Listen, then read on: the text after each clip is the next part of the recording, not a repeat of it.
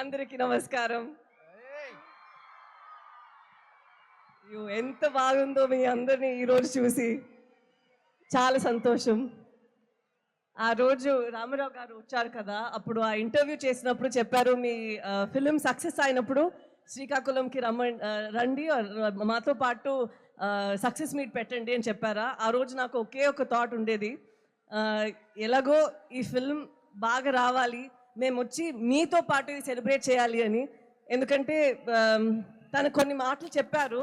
ఆహ్, మా మా గురించి మా సేపల్ చేసే వాళ్ళ గురించి ఇప్పటివరకి మూవీస్ చేయలేదు. సో, మీరే చేశారు ఇదన్నీ. యాక్చువల్లీ నిజం చెప్పాలంటే వాళ్ళు లైఫ్‌లో అంత ఒక డ్రామా ఉంది. మేము ఇలా కూర్చొని రాస్తే కూడా ఆలోచించలేము. ఎక్కడ 200 పేజెస్ పైన వస్తదండి. ఆ! అవును. ఎలాగ అక్కడ ఎళ్లి ప్రిజన్‌లో ఉన్నారో వాళ్ళని ఇక్కడి నుంచి ఎలా ఏ ధైర్యంతో వచ్చి తీసుకొని రావాలో అదన్నీ మేము యాక్చువల్లీ ఇమాజిన్ చేస్తే కూడా ఇది ఇంత ఒక 2 అవర్‌లో చేయగలుగుతామనేది తెలీదు. సో, వాళ్ళకి ఫస్ట్ నేను థ్యాంక్ యూ చెప్పాలి.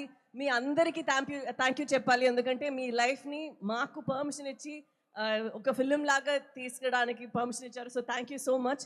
అండ్ చందు గారు చాలా చాలా ర్యాగ్ చేస్తూనే ఉంటారు అప్పటి నుంచి. ఇలా అదేం లేదు. నాకు ఇది ఒక పెద్ద భాగ్యం. రియల్ లైఫ్ స్టోరీ అనేది మన యాక్టర్స్‌కి ఇది చేయడానికి అంత ఈజీ కాదు. అలా దొరకదు ఇలాంటి కథలు. సో, ఇలా నాకొక పాత్రలు ఇచ్చినందుకు నేను దేవుడికి థ్యాంక్ యూ చెప్తాను.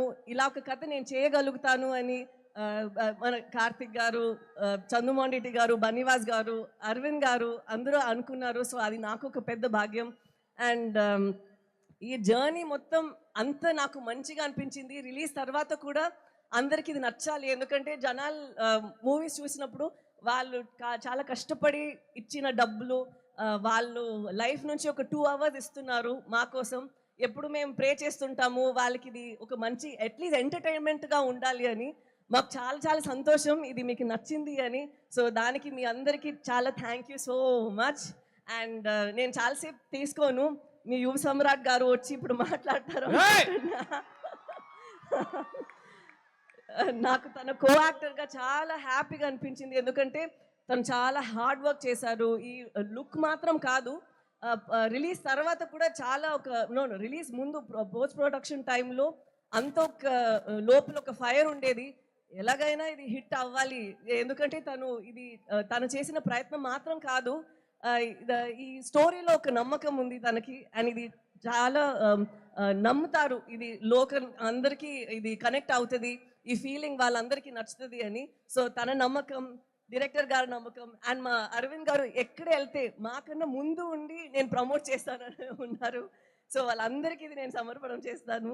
అండ్ అండ్ నాకు ఈ శ్రీకాకుళం స్లాంగ్ వచ్చిందంటే దానికి యోగి ఇక్కడి నుంచి వచ్చి నాకు చాలా ట్రైనింగ్ ఇచ్చారు డబ్బింగ్ టైంలో. సో, యోగి కూడా థ్యాంక్ యూ చెప్పాలి.